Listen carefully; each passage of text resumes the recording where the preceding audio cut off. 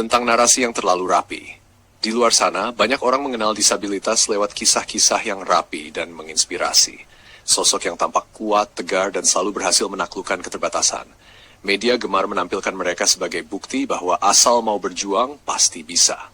Narasi semacam itu memang indah, tapi juga menyesatkan bila dijadikan satu-satunya cara memahami disabilitas. Karena di balik layar ada sisi lain yang jarang terlihat. Sisi yang lebih manusiawi, lebih kontekstual, dan jauh dari citra sempurna. Ada tubuh yang fluktuatif. Hari ini bisa tampak lancar, besok bisa terasa berat hanya karena hal-hal kecil yang tak terduga. Ada beban emosional yang ikut menegang bersama otot, dan ada kelelahan yang tak selalu tampak dari luar. Tapi dunia jarang memberi ruang bagi cerita yang tidak pasti. Masyarakat lebih mudah memahami yang ekstrem antara luar biasa atau menyedihkan, karena di tengah-tengah itu terlalu banyak nuansa yang sulit dijelaskan. Mereka ingin definisi yang sederhana, bisa atau tidak bisa, mau atau tidak mau. Padahal di antara dua kata itu ada banyak lapisan konteks yang membentuk kenyataan sebenarnya. Bagi penyandang cerebral palsy seperti aku, hal inilah yang paling rumit. Ketika kemampuan yang aku miliki bersifat fluktuatif dan kontekstual, aku bisa saja terlihat mampu di satu situasi, tapi tidak mampu di situasi lain. Dan bagi orang yang tidak mengenal lapisan-lapisan di baliknya, itu tampak kontradiktif. Padahal kenyataannya tidak sesederhana itu. Aku tidak menolak latihan. Aku hanya ingin dipahami secara utuh, bukan dinilai dari potongan momen singkat, bukan dibandingkan dengan sosok-sosok yang tampak sempurna di layar. Karena yang aku jalani ini bukan tentang menjadi inspiratif, tapi tentang menjadi manusia. Manusia yang berusaha sebaik mungkin dengan cara dan ritme yang ia bisa. Tentang cara pandang yang terlalu sempit. Seringkali orang menilai sesuatu hanya dari satu sisi.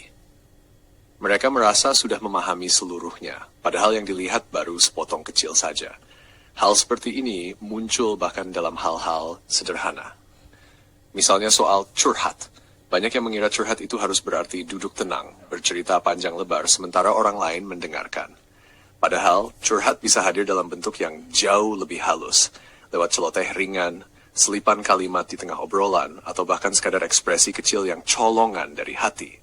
Aku pernah berbincang dengan seseorang yang sedang bercerita tentang pengalamannya.